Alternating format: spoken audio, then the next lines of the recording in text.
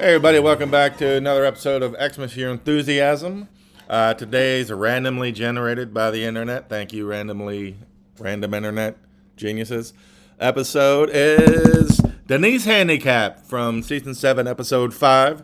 It first aired in October 18th, 2009. Wonder what shenanigans I was getting up into then. Real quick, just explain the premise of this podcast. Remember, it's not a review of the show. Just keeping a tally of all of Larry's run-ins. See which ones he wins, which ones he loses. Some are big, some are small. And at the end of every season, we add them up, get a record going, and by the end of it all, we'll see if Larry David really was the biggest asshole like everybody thinks he is. Or was that not really the case? I do have a Wegmans pizza update. If you remember in season 1, all the way back 20 minutes ago, I raved about Wegmans, this pizza that I had a couple weeks ago, top 5 pizza of all time. And I don't mean just grocery store pizzas. I mean pizzas.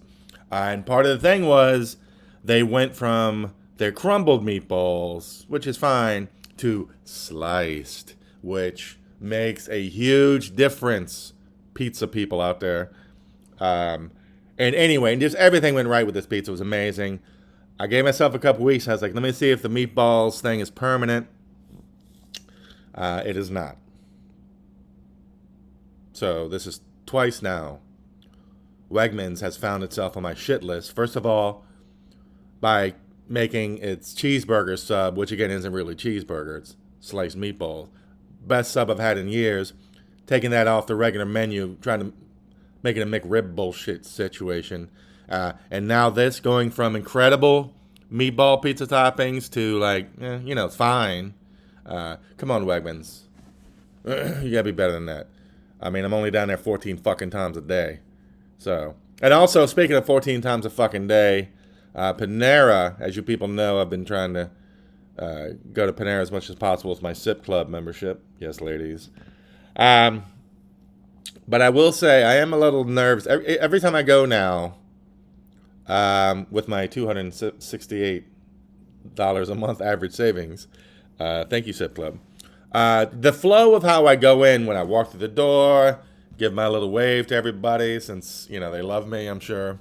Grab my plastic cup, and as you grab the cup, you grab the receipt that they print out every fucking time. I don't know.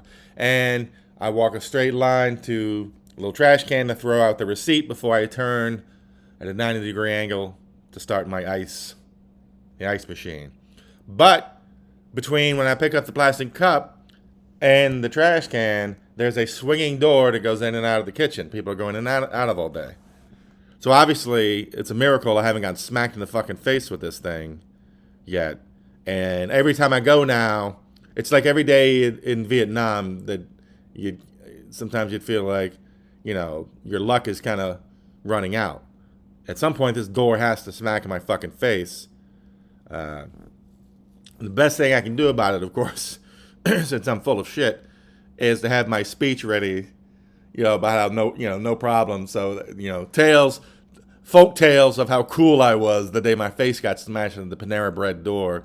They'll be talking about it for generations, I'm sure. So, all right. Anyway, so let's start the episode. Larry, halfway through our season, after 5 episodes, he is at 500 with 32-32 win-loss record.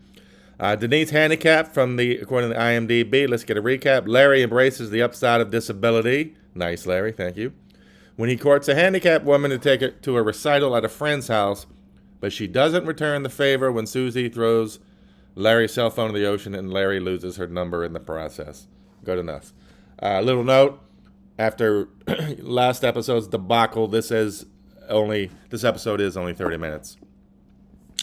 So that's good.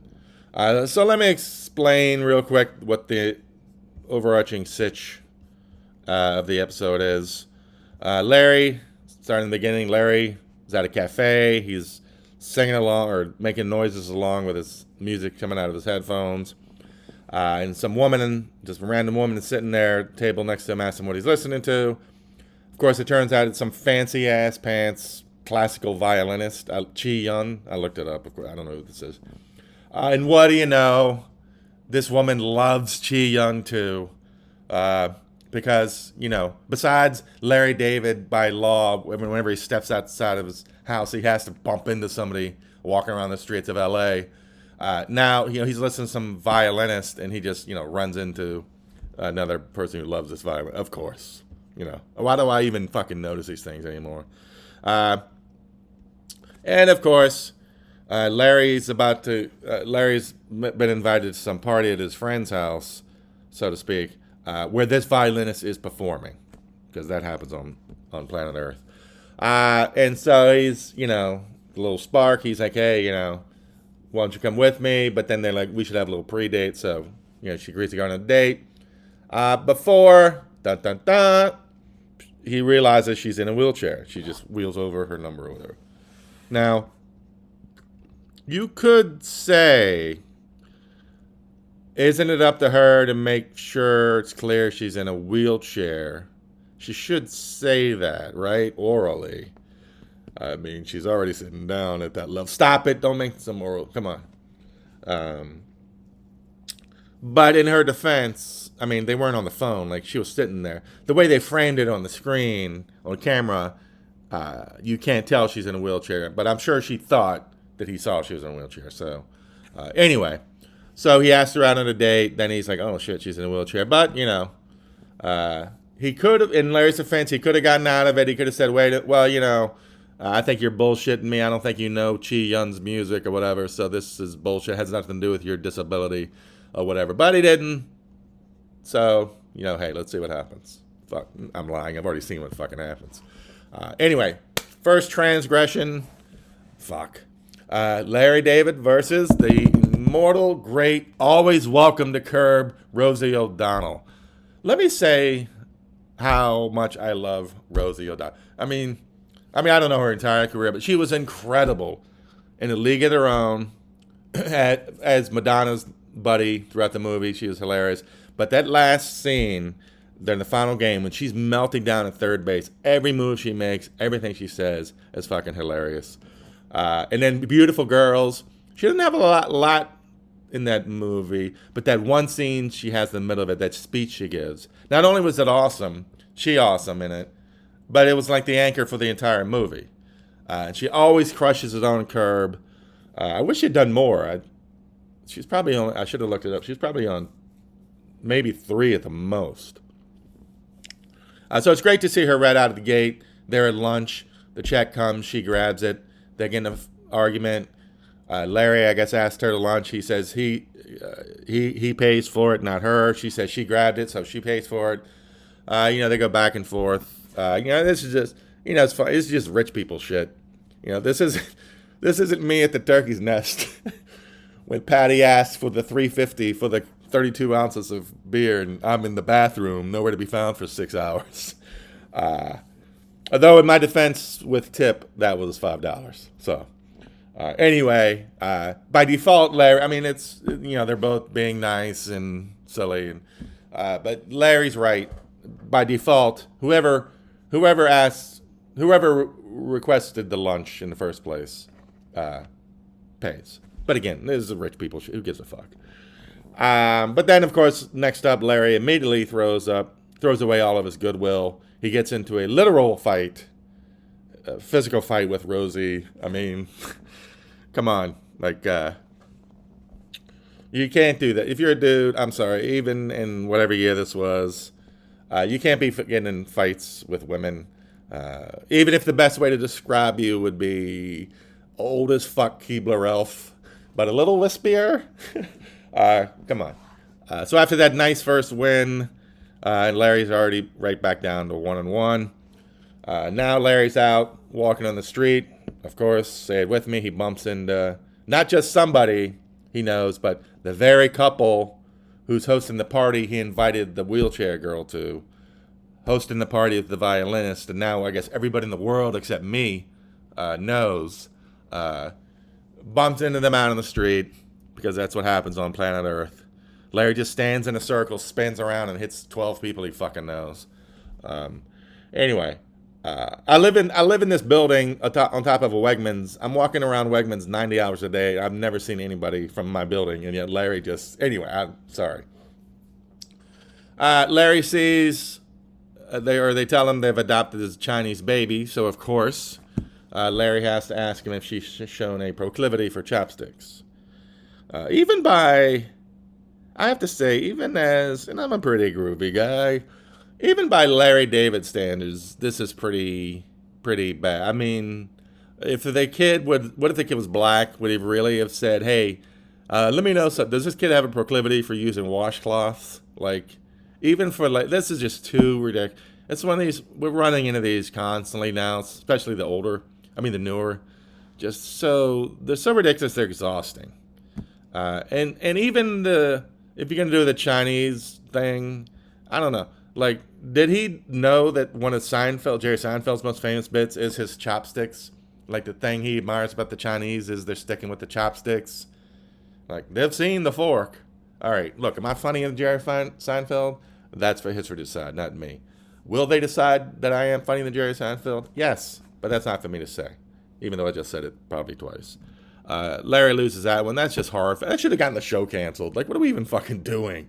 Like, Larry's down 1-2 in this episode.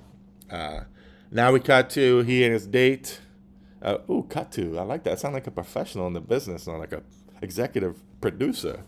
Larry, they're going on their pre-date, kind of thing. Going to the restaurant. Restaurant, of course, there's no wheelchair ramp. So they have a little scuffle. Well, not physically. I guess with Larry now, we have to point that out. It's just verbal. She's like, well, let's just go there's no wheelchair ramp. She's like, let's just go somewhere else. I mean, she's probably, I don't want to say run into this too many. You know what? You people are the worst. You're the worst. She's probably experienced this before. But Larry's like, fuck that. We're here. We parked. We're already here. Let's just fucking, and I guess we got to give Larry credit for, if nothing else, I mean, he gets the win because he did carry her up the fucking stairs.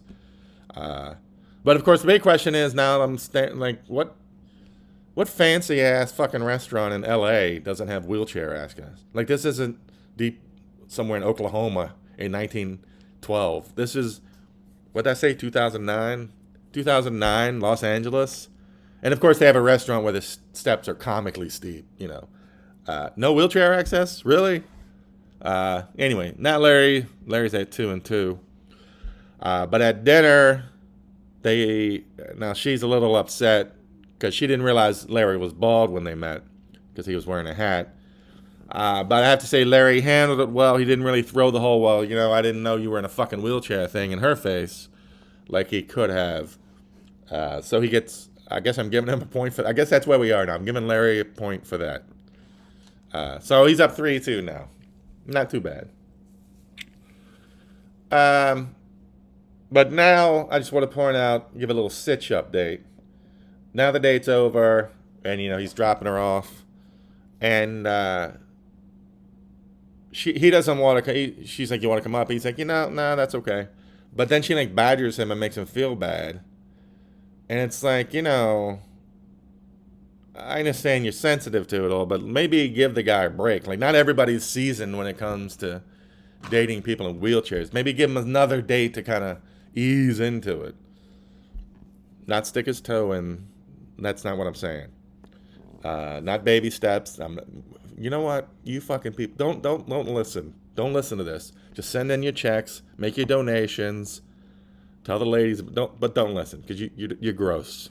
You are gross. So now she's like guilted him into going upstairs with her to her apartment. But also, if you watch their date, most of their date that we witnessed was him bitching about his back, after carrying her up the stairs, which I'm pretty sure even women in wheelchairs, thirsty for men's attention, I'm sure they don't love it hearing about what fat fucks they are. Like, so, but all that, so this horrible, looks like the worst date of all time, then guilts him into going upstairs with her, and then we see them having, he's kind of going in bed, he's going to town on her, and she's just like yawning. So it's like, so what was the fucking point? Anyway, I don't know what the point of that was. That was not even a real run-in. I can't score that, but anyway, Next up, Sixth Transgression, Larry and Ted Danson. This is a rare moment because sometimes I play the episode on mute as I'm doing this, see if anything pops up to remind me. Usually I don't even look. I kind of forget about it, if I'm being honest. And now I'm perfectly queued up with the scene, although I'm running behind. I'm actually at the end of it. But anyway, sorry to be the most exciting podcast in the world for you people. So next up we have Larry and Denise. They go on a second date for some fucking reason. I don't know how this fucking happened. And they're finishing their meal, and it turns out Ted Danson is there at the restaurant because, as we know, Larry can't go to a restaurant without one of his friends being there. That's the earth would collapse into the sun. Who wants to live in a fucking world like that? Larry and Ted Danson very nicely sends over a piece of cake for dessert. Like, hey, Larry, of course, says, thanks, but no thanks. We're both full. Like, so, of course, Ted's pissed off. He's insulted. They get into their usual back and forths with each other. Eat the fucking pie. I'm not going to eat the fucking pie. Fuck you, eat the fucking pie. Becker wasn't. Why did you even do Becker after? Cheers. Sure, the cast was fine. It was a really good cast, actually, except the love interest was a little dull. And it was great to get Mocha Joe out of that. But what are we doing here, guys? But it's like, Larry, number one, Larry, just fucking take a fucking bite. When he sends it up, take a fucking bite, wave the fork around at Ted across the restaurant. Thanks, Ted. Every once in a while, pretend to move your fork around. He's not going to come over and grab your jaw and check your fucking mouth like you just gave him a fucking worm medication or whatever. Or is it deworm medication? Nobody gives medications to worms, right? What the fuck am I saying? Anyway, so in his date too, she's like, no, I'm full. And it's like, let me get this straight. You're willing to badger and guilt a guy who spent your entire first date calling you a big fat ass into coming upstairs to try to fuck you. I don't even know what that is. But Ted Danson, like 2009 Silver Fox, prime Silver Fox ladies man, Sammy Mayday Malone pulled off being a stick man, as Rappaport would say, with those outrageously terrible pastel sweaters in the 80s. 2009 Silver Fox ladies man Ted Danson offers you a piece of cake and you're like, nah, we good. Really? Wow. That is, maybe now my curiosity, I would like to meet this woman. Anyway, Larry fucked that one up. He's 3-3 for the episode. Of course, right away, Ted gets a little revenge by pointing out, hey, I heard about you getting your ass kicked by Rosie O'Donnell, which horrifies his date, which makes Larry look... So then Larry, of course, starts arguing. No, she didn't kick my ass. She didn't kick... So right away, he loses this. You can't argue. If somebody says you got in a fight with a woman, you can't argue anything about winning or losing. You just have to be rightfully horrified.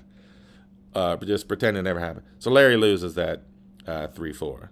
And it's doubly bad because now his date's like, what are you doing fighting women? But of course, as soon as they leave the restaurant, they run into the Fowlers, the couple with the Chinese baby again, because of course he does. They see him with, Larry's dating a woman in a wheelchair. So now they re-invite him to their concert. I don't know if I mentioned that. I guess I thought it was, inferred or implied, or whichever is the right word, that once he said, can your Chinese baby run a dry cleaning service right now? I guess I assumed we all knew that they disinvited him, but they did. But now they're like, oh, Larry's a sweetheart. They re-invite him to the concert because, of course, everybody knows that everybody's walking around their fucking house in the city. They all know this violinist, and they're all just bumping into each other all fucking day long. Anyway, so now they're all gonna go to see this fucking... I keep saying cellist in my head, but it's violinist. Anyway, so Larry gets the invite. He gets credit for having a handicapped woman. These people suck, I guess, too. Back to even up, 4-4 for the episode. Now Larry David is with Susie and Jeff on the beach. I don't know who fucking arranged that. These are three people that look like they've never seen a beach. We know from another episode Larry's horrified by the beach. Then Susie... I guess Sammy, their kid, is with them. She's a teen. Looks like she's 14 or 15 or whatever. But anyway, yeah, let's bring Larry David with us.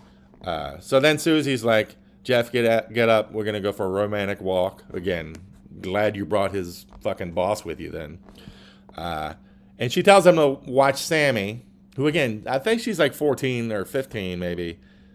She's not a toddler. But watch Sammy. She's like, watch in the ocean. She's going to go swim in the ocean. And Larry David, you feeble old fuck, who can't stay on the beach, has no idea what he's doing at the beach. You sit here and watch, like, save her? The fuck? Because the one person you want to leave your child with is Larry David. Like, you'd have a better fucking chance leaving the kid with a fucking forest fire of seeing the fucker again. And of course, the kid immediately almost drowns, and Larry goes to save her, but he gets preoccupied with keeping his phone dry, so he runs back and leaves it on the blanket, and then he does a couple trips back and forth. It's ridiculous. Of course, Susie's furious. Jeff, by the way, saves the kid. Chucks his phone in the ocean. Chucks Larry's phone in the ocean. Of course, that phone has Denise Handicap's phone number on it. Remember that if you can. That'll be important. See if you can hold that in your brains for the next 2 minutes. Maybe I can't. Look, there are a lot of legitimate reasons to throw somebody's phone into the ocean and almost letting your kid drown. It's not just one of them, but I bet it's really, really high on the list. But I'm sorry. I got to rule against Susie here. I'm sorry. What are you doing leaving Larry? If there's any danger, your kids, you're like, I'm going to leave my kid in the ocean. Oh, Larry, you're going to leave Larry in charge? That's not negligence. That's criminal negligence.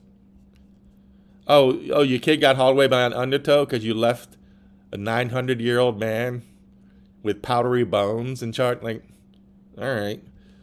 Sorry, Susie. Larry wins that one, 5-4.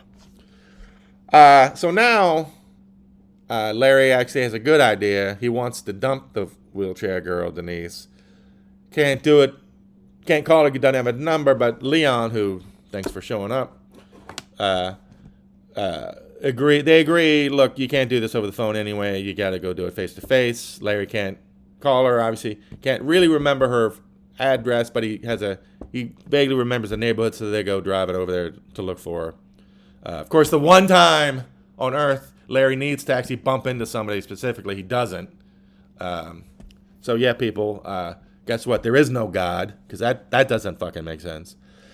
So now he's going around, and of course he bumps couple on the same street. He's like, yeah, I think this is it. I think she lives around here. Boom, he sees another woman on a wheelchair. I've seen maybe 3 women in a wheelchair in my life, and now Larry's just popping, seeing them everywhere on the same block. So he says, well, let me ask her if she knows her, because if you're in a wheelchair and another woman lives in a wheelchair in the same block, it's not crazy to think, you know what, let's see if they know each other. So Larry does. Of course, first of all, the woman does not know her, so she gets a little like, oh, we all know each other, whatever. But of course, that immediately gets patched over, because of course, it turns out that this woman in a wheelchair also loves the violinist Chi Yun. Since, of course, whenever Larry leaves his house, he doesn't only bump into everybody he knows, but he bumps into everybody who happens to know whatever he happens to want to like at the fucking time. It's not like he's bumping into fans of the Beatles or Taylor Swift. It's some violinist with 3 fans and Larry, and he's just meeting them all of them. So that happens on Earth. But of course, Larry gets a date out of it by saying, oh, you too like this highly specific niche instrumentalist? Come to this party, who's also throwing a party just for her. So now he can't find the first wheelchair woman, so he's bringing this one.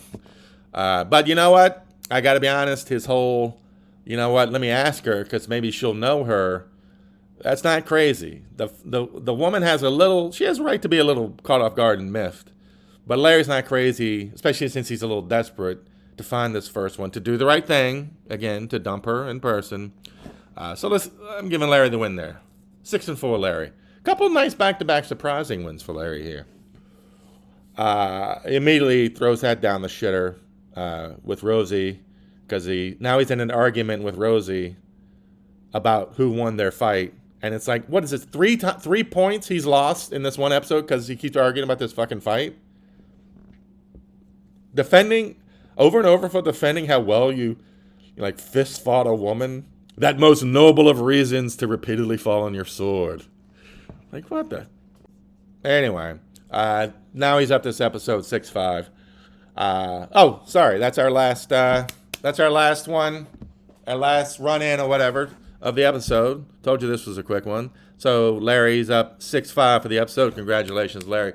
Let me say something real quick at the end here, because the last scene is, I know I don't like to review the show itself, but the last scene in which the two wheelchair women, of course, catch Larry, hoist him on his own petard, and chase him down, and of course he cleverly thinks to run up the stairs to avoid them, which is, I mean, it's crass, but it's hilarious.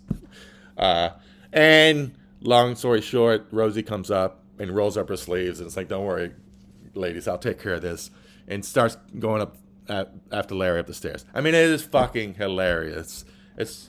Maybe it's mean because it's all but it's fucking hilarious. I mean, that's Rosie. And I want to apologize to Rosie O'Donnell. I kind of went back on my blog and let me see what I said about Rosie. And for some reason, there was a stretch there where I don't know, for no reason, she just became the it girl, where I was just calling her fat whenever I needed a punchline, fat woman for whatever some shitty joke was.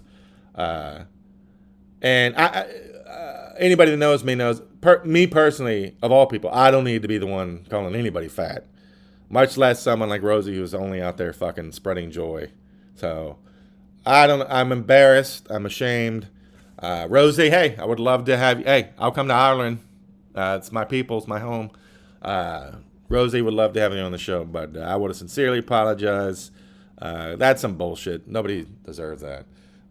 Anyway, so that's the episode, but I will say maybe the lesson learned here is Larry went from 0 to 100 with the wheelchair ladies. Like, maybe, my plan would be find a smoking hot woman who's just slightly enough, I don't want to say disfigured, but just slightly disfigured enough to have dudes running away, because most of them are shitheads.